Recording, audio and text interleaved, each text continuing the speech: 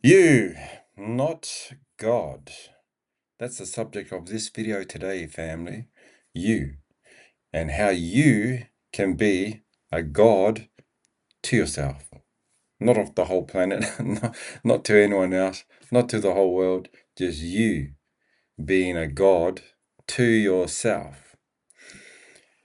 You can be the creator. You can be the supreme being. You can be the higher power that guides yourself throughout your life from day to day. I'm not saying that there isn't a God because I don't know. But I do know if there is a God and you are a religious person, aren't you better for your God if you became a God to yourselves? Because in the Old Testament, it does say, ye are gods. Look that up, family. Type in, ye are gods. And then you'll find the verse somewhere in the ancient Old Testament. Today, I'm going to tell you a story. So I was raised in a Christian religion. Bless everyone in that religion. And I've had many experiences that weren't life-threatening experiences or even near-death experiences, but they were close. They were close to death experiences. Like looking back now, hindsight is 2020. If I made the wrong choice or someone else that was involved in that experience made a mistake, made the wrong decision, there's a high probability I wouldn't be making this video today. And then finally, after I tell you that story, I'll give you one word, family, one word that will put your mindset in this game of life, whether you believe in a God or not. If you believe in a God and you have a religion or you follow spiritual practices, I respect you and I love you all. And I don't want to disrespect anyone's religion or anyone's practices. I'm just saying, why do we need to look for a higher power outside of us? Why do we need to look outwards or upwards when the power that we need for our lives to be great is inside? And if you're a believer of a God, then that should resonate with you as well. You can easily say to me, God gave me that power inside so that I can be my greatest creation that God intended me to be. Where does the concept of looking outside of ourselves for a supreme being to be our savior, be our guide, to be the person that creates us and everything that we have? Where does that concept come from? In all my experiences being on planet Earth, all I can say is that the concept of God has been passed down by humans. So did humans make up the concept of God, the philosophies and all the writings of a religion, whatever religion it is? And therefore, with inventing a concept of God and writing down uh, their words or their findings or their inspirations from their God, they describe the character, the identity of God.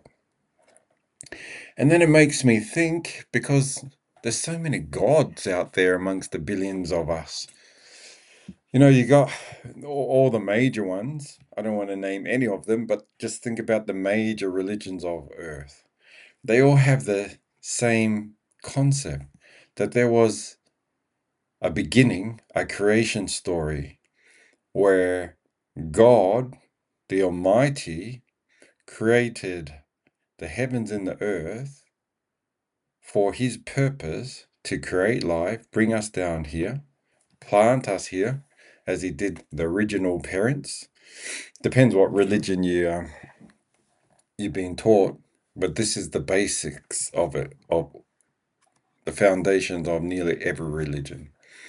That there's a God with a plan who created the universe for us to come down to this specific planet so that we can learn about Him, understand each other, and grow together to become more like Him.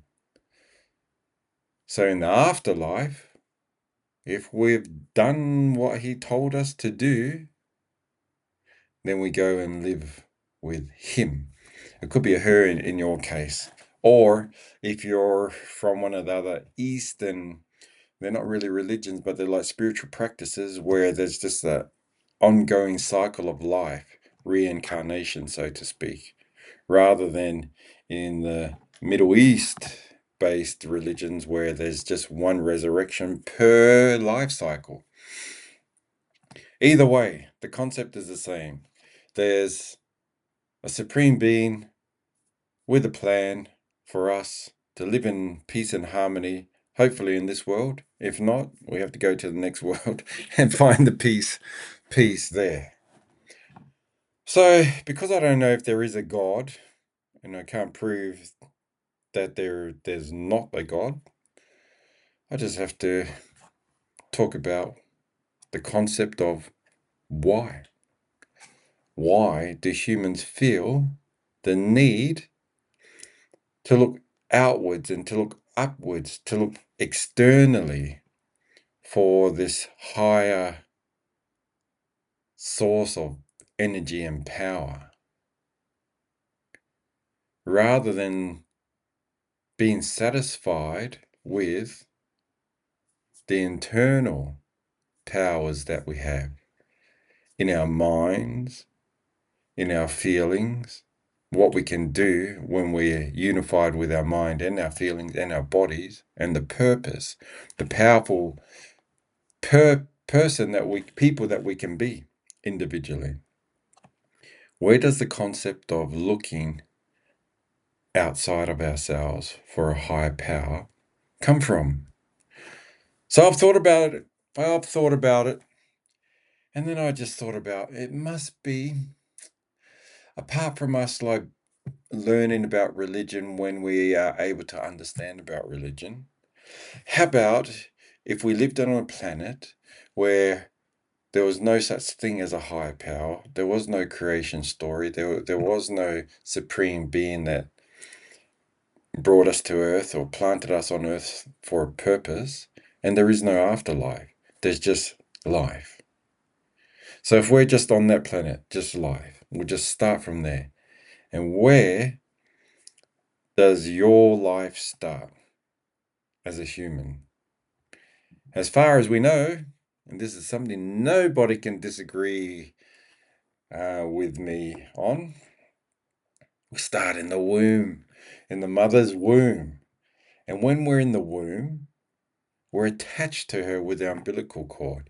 We start growing as a little fetus there, and then we start taking shape.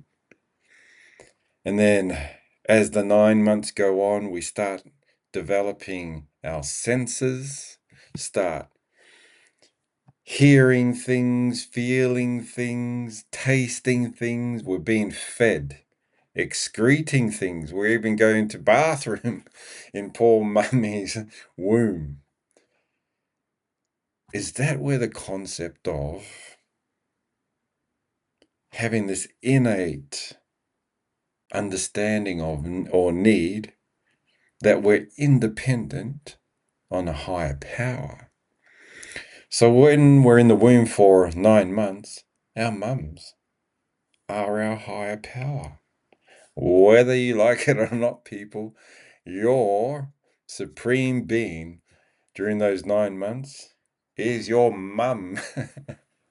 We don't even understand like anything about a dad or the possibility of a father figure. We don't even know the actual connection when we're in the womb with our mum. All we know is nothing, but our bodies just do it for us.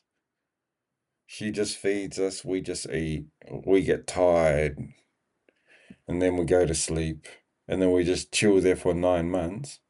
Then when we come out, we have this innate notion that's inside of us since the womb that we turn towards our mum's breast and we feed off her breast. The mum knows what she's doing when she points the little baby towards her breast. But how does the baby know how to suck? He hasn't been sucking, or the little baby girl hasn't been sucking anything while they're in the womb. When we're in the womb, we're being fed by an umbilical cord. But then all of a sudden we come out and a miracle occurs. We just put on our mother's breast and we just suck. And never have we done that before, but we just know that innate understanding of what to do and the independence or the dependence we have on our mums could be the similar reason as to why when some humans grow up, they're still looking for the supreme force, the supreme power to feed them. I don't even know. All I know is that where the concept of having the need to look outside ourselves for peace, for comfort, for strength, for motivation, for energy comes from. And then we develop it more as we are in our family groups, our social groups, our community. We then grow in information and we absorb all the information around us. That's why some people are raised in that way of living, in that religion, and some in that religion, and some in that spiritual path, and then some without any concept of religion because of the group that they landed in, that they were born into. That concept didn't exist. But now we're adults and we're not babies. Then we can make our own decision whether we continue to follow that pathway or not. And if you do follow that pathway, good on you. I love and respect you. I'm not saying there's anything wrong because I don't know what is right. All I know is I'm still alive and I'm happy. Now, let me tell you a story about when I was in my dad's country. This is my dad's, one of the islands that is grouped into his nation of islands. There's 15 islands. This is the capital island, Rarotonga. And one day, my dad's not from this island, but he's from one of the outer islands called Aitutaki. But one day I was staying with my uncle on this island, Rarotonga, somewhere over that area. Anyway, I was with my three cousins, and you can only imagine, like, kids born and raised on the islands, they understand nature, especially water.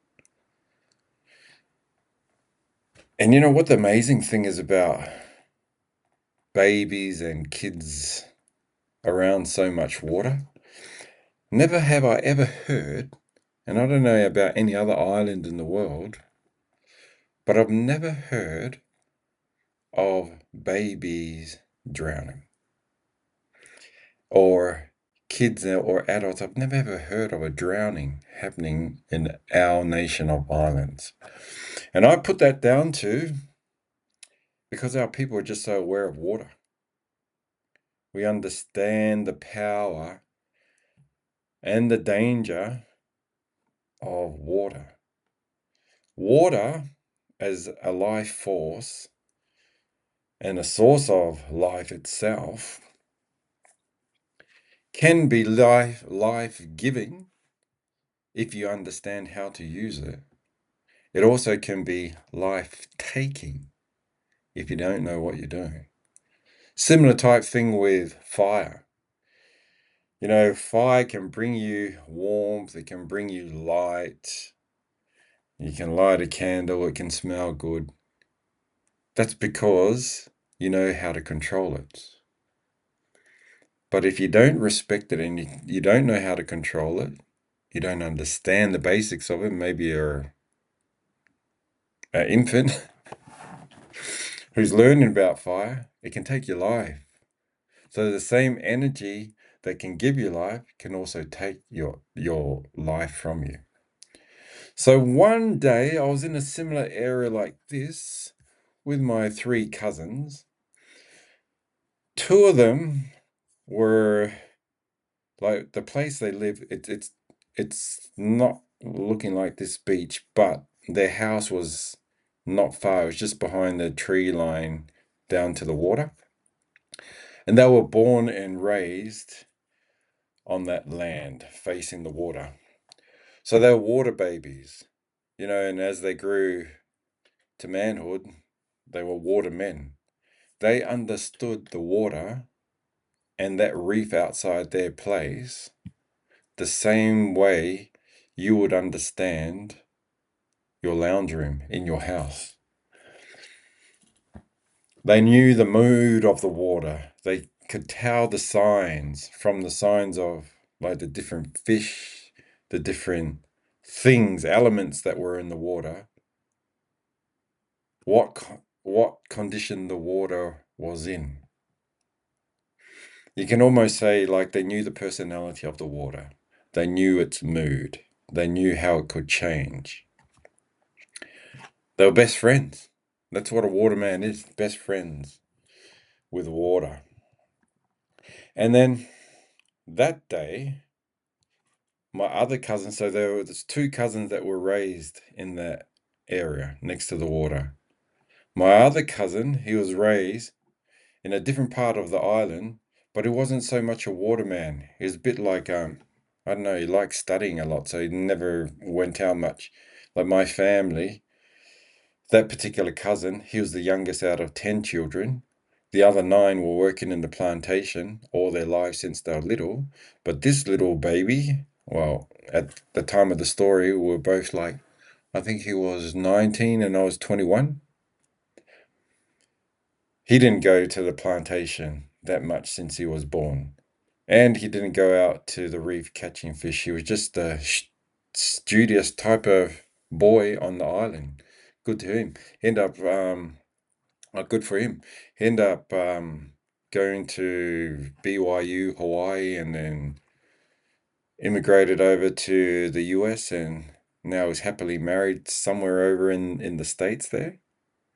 But that day that we were with our other two cousins, this guy, we'll just call him Daniel.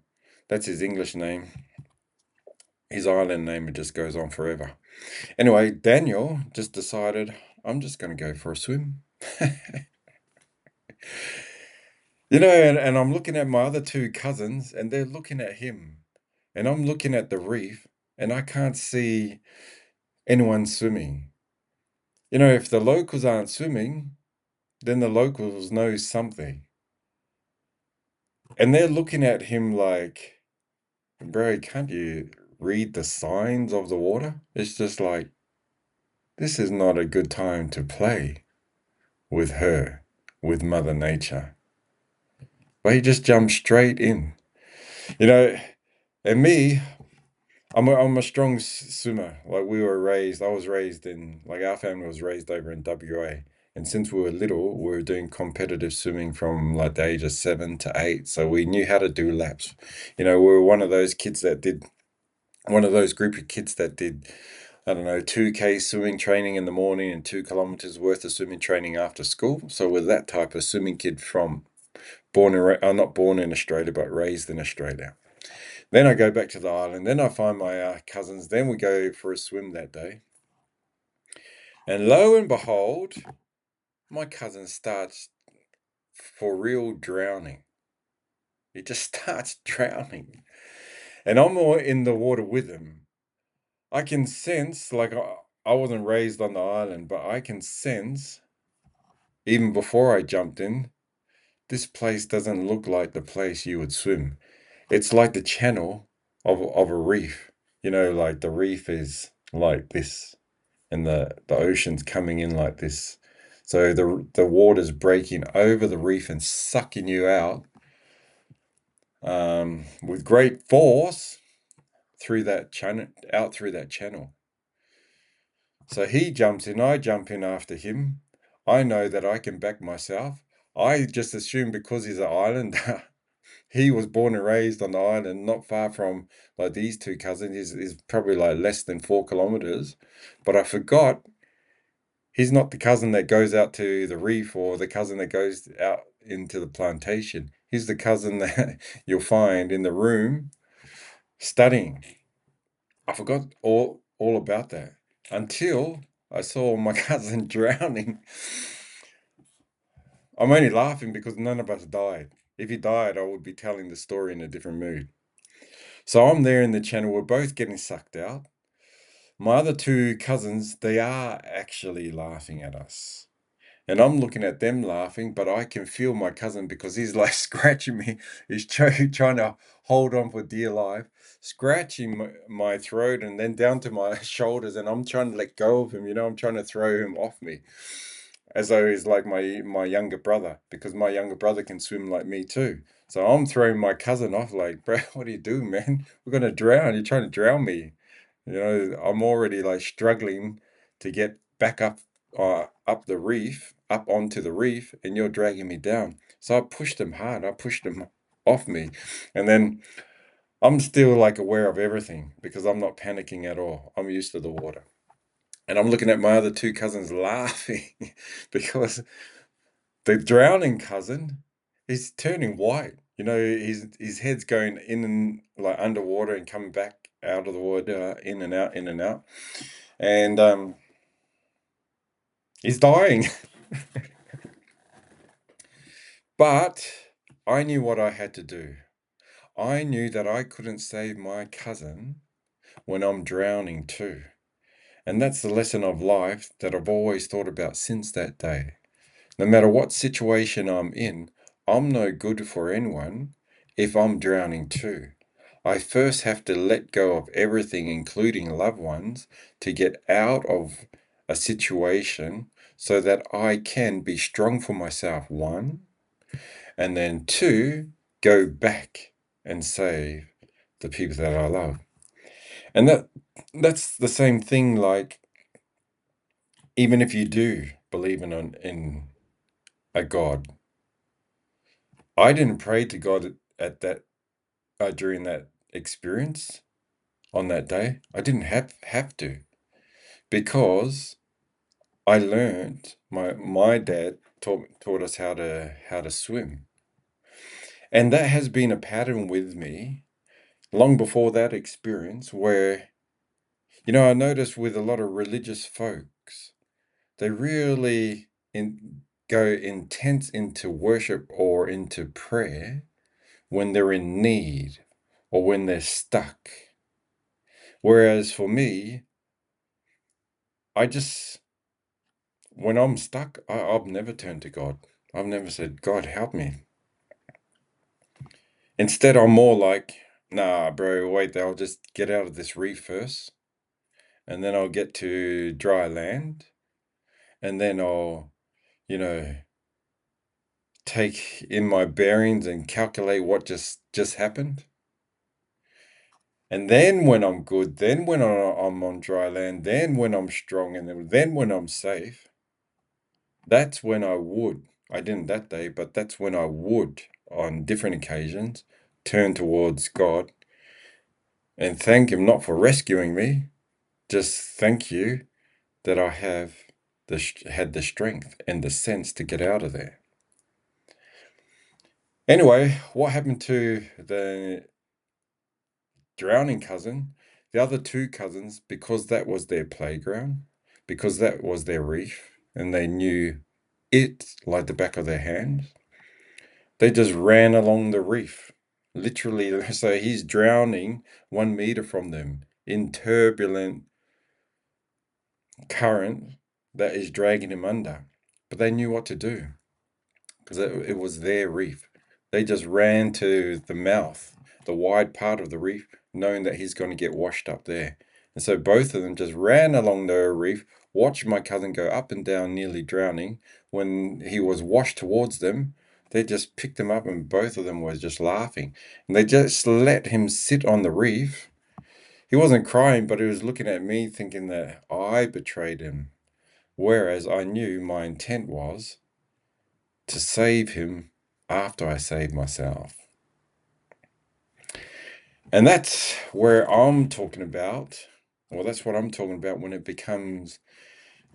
comes down to us needing a higher power.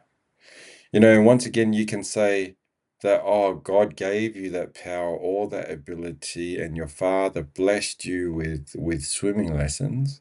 That's how you're able to save yourself. You can say that. I don't deny it. But I don't say that of myself. I just say that I just knew how to swim. Thank you, Dad. I had the strength and I knew what to do. And then my cousin saved our other cousin from drowning. And that's it. Which brings us to the word of the day. And this one word can strengthen you with or without a God. That one word is being independent. Just independence. Today can be your Independence Day, where you break away from the support of anything outside of you, external to you, even though there may be, in your case, you may believe in a supreme being. But I'm just saying, if you really believe in the God that gave you that strength, then use it. Don't only turn to him when you're stuck or when you're, about to die, because so many people worship with great intent when they're down and out, when they're at rock bottom. Sorry. Whereas, why should we be like that? Wouldn't your God want you to be stronger by yourself? Wouldn't you have like a greater capacity to serve your God if you strengthen yourself first? And of course, like the religious people will see this as a loop. I can only strengthen myself through God. That's what it says in the New Testament. I can do everything in Christ who strengtheneth me. But in the same scriptures, when Jesus went to the Garden of Gethsemane and he cried out to his Father in heaven, the heavens were silent. Why is that? It's not, according to the book, it's not because like the Father just abandoned the Son. If there is a plan and you're a religious person, the reason why the Father didn't answer the Son is because he knew the Son had to go from being the Son of God on earth to actual God. So him, the Father leaving the Son to his own strength, giving him his own independent state, allowed the Son time to become the God that his Father knew that he would become. And nowhere during that time did Jesus complain. The only thing that he did say was, Father, why hast thou forsaken me? And once again, I'm not a religious person, but this is just coming from religious text that religious people believe in. So if the Son of God on earth had that experience where the Father didn't abandon him, I'm sure the Father, if there is a Father, looking down at his Son, was in pain too. But the Father knew that this pain will elevate my son to God level. So if you're followers of that belief, why wouldn't you allow yourself to experience the same thing, where you use your own independent strength, understanding, your intellect, your intelligence, your experience, your feelings, your emotion, to be the best that you possibly can be for you, for others, for your God. Become the best version of yourself, and then you can help everyone that you love and serve your God to your best ability. And if you're not a religious folk like myself, just be the best version of yourself by looking inside of yourself, being independent, taking on new knowledge, increasing your ability to be a better person, to serve others. And that's it for today, family. Love y'all. And I'll post up another video soon.